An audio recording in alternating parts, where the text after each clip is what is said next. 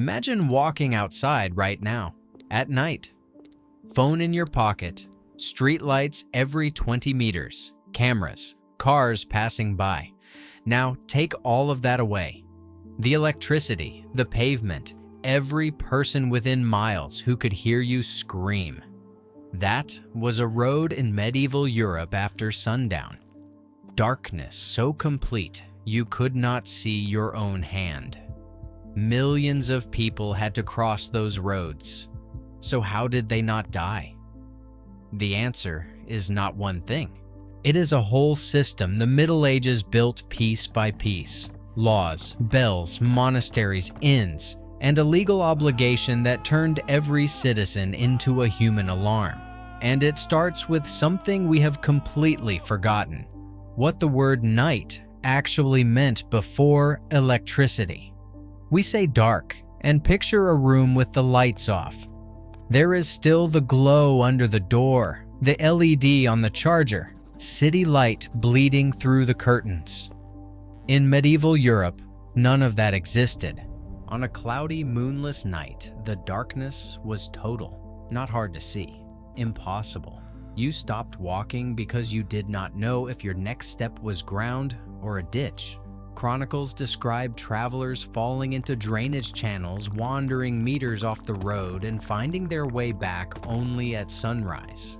This created a huge practical problem. On foot, a traveler covered about 25 kilometers a day, sunrise to sunset. On horseback, 60 to 100. But the math depended entirely on light. If the sun set before you reached the next village, you either slept in the open or kept walking blind. There were no road maps. Travelers used itineraries, bare lists of town names, no scale, no distance. You asked someone in the last village how to reach the next one and hoped they knew. A wrong turn could take hours to notice. But the darkness was only the first layer. What really terrified people was not what they could not see. It was what was out there, waiting. Medieval roads cut through dense forests, and forests were bandit territory.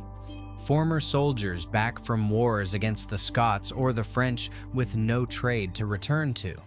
They knew the road, knew where the trees grew thick, and waited behind bushes meters from the path. Merchants were the preferred target. But pilgrims worked. Anyone alone worked, the records leave no doubt. Traveling unarmed was considered reckless at best. It was completely ordinary for travelers to carry swords. People who had never held a weapon left home with a blade on their hip because the alternative was worse. Those who could afford it hired armed escorts. Those who could not joined other travelers and hoped the group was big enough to discourage an attack. And bandits were not the only predators. Across medieval Europe, wolves were still a real presence. France recorded the highest number of wolf attacks in European history. In Yorkshire, England, the problem got bad enough that around the year 940, a hostel was built in the village of Flixton with one stated purpose. The original phrasing is blunt: to preserve travelers from being devoured by the wolves and other voracious forest beasts. Not a metaphor. A building raised because people were dying on the road. Total darkness, armed bandits, wolves, roads with no maps through forests. And what did medieval civilization do? The first response is surprising. Instead of lighting up the night, they did the opposite. The word curfew comes from the Old French couvre-feu, literally, cover the fire. In 11th century England, when the church bell rang, usually around 8 at night, everyone was required by law to smother their hearth with ash and extinguish every light. Streets emptied, city gates shut. Anyone caught outside without a valid reason was treated as a criminal. It sounds absurd, but the logic was brutal. Medieval houses were timber frames with dry thatch roofs. The hearth sat on bare floor, unguarded. A stray ember while the family slept could ignite the whole structure. And since buildings stood wall to wall, one house took the block with it. Entire cities could burn before dawn from a single spark. The couvre-feu was not oppression. It was collective survival against fire. The medieval night inside city walls was designed to be dark.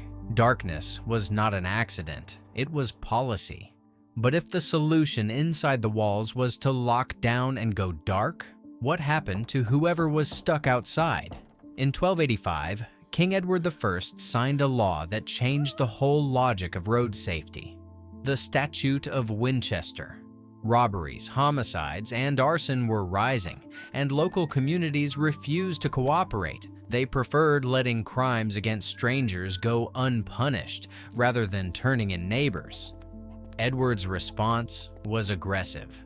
He made whole communities financially liable for unsolved crimes. If a robbery happened in 100, the local administrative district, and the criminal was not caught, the 100 paid the damages. Looking the other way got expensive fast. But the part that hit travelers directly was different. The statute ordered all highways between market towns widened, and all trees, bushes, and ditches cleared for 200 feet, about 60 meters, on each side of the road. Every hiding spot gone. And if the landowner failed to clear his stretch, he personally answered for whatever crime happened there. Until 1285, road safety was the traveler's problem. After that, it became the landowners. But laws take time. Between sunset and the next town, travelers needed a physical place to stop. And centuries before any statute, a network already existed. Quiet, spread across Europe, run by people who had sworn off personal wealth. Monasteries. The rule of Saint Benedict, governing monastic life since the 6th century, was specific. Guests are to be received as if they were Christ himself. Not a suggestion, a spiritual obligation. A traveler who knocked on a monastery door at nightfall got shelter, food, and a bed free of charge. And the network was dense enough that on many pilgrimage routes, you could plan each day's walk from one monastery to the next. The Flixton Hostel, built to protect travelers from wolves, same network, and its estimated date, around 940, puts it running more than 3 centuries before the Statute of Winchester existed. The monastic system did not wait for the law, but it had limits. Monasteries were strict religious spaces. Women had restricted access. Guest capacity was capped. In cities like York, visitors overwhelmed the monks entirely, and that pressure opened the door for something new. Think back to the darkness from the beginning, the kind where you could not see your own hand. It was to escape that darkness that one of the oldest industries in the world was born. Before the 11th century, without a monastery nearby, your choices were a stranger's charity or the open sky. But as trade and pilgrimages grew, that stopped working. Inns appeared. The early ones were rough. One room, a hearth, straw on the floor. You slept next to strangers, sometimes alongside the innkeeper's family. No private quarters, no locks. But there were walls, fire, and people nearby. That alone could mean surviving the night or not. Over time, inns added stables, locked storage, hot food. They turned into hubs where traders closed deals and travelers exchanged reports about the road ahead. The most famous snapshot is the Tabard Inn in Southwark, London, where Chaucer's Canterbury Tales pilgrims gathered before heading to Canterbury. The story starts there for a reason. The inn was where a traveler caught his breath, weighed the dangers, and made the most important decision of all: who to travel with next. Chaucer did not invent the pilgrim group. He described something that had been happening for centuries. Traveling alone was almost an act of desperation. A medieval traveler who had any choice waited days, sometimes weeks, until enough company gathered. The more dangerous the road, the larger the group. A lone merchant on a forest road was easy prey. 15 people together, some armed, were not. Bandits needed surprise and numbers. A large group eliminated both. Within the group, an informal order formed naturally. Riders covered front and rear. Sword carriers stayed on the edges. Women, children, and clergy walked in the center. In the Canterbury tales, the group leaving the tabard includes a knight, a squire, a monk, a merchant, a farmer, a seamstress widowed 5 times, a doctor. Every social class on the same dirt road. And here is the part most people miss. The medieval road was one of the few places where class lines blurred. A noble and a peasant slept in the same inn, faced the same threat. The need to stay alive did what no law or sermon managed. It put everyone on equal footing, at least until the next village. But even with the group, even armed, even with inns and monasteries, one question remained. What happened inside the cities after the gates closed and the Curfew bell rang? Anyone on the street after curfew was automatically suspect. The job of enforcing that fell to the night watch. The Statute of Winchester formalized it. Towns posted armed watchmen from sunset to sunrise. 6 men per gate in large cities, 4 to 6 total in smaller ones. Every night, no exceptions. On those pitch-black streets, the only people allowed to carry light were watchmen, midwives, and doctors, using cressets, metal baskets filled with burning wood.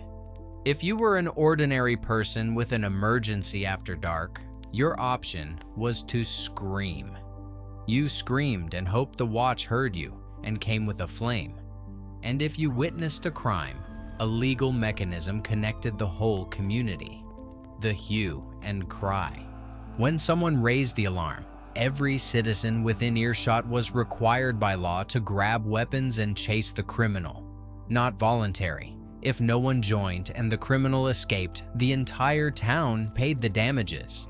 Every person became part of the defense, a living alarm distributed across the city. Maybe that is what separates their night from ours more than anything. We outsource safety, police, cameras, automated systems. In the Middle Ages, safety was collective. If you opted out, it collapsed.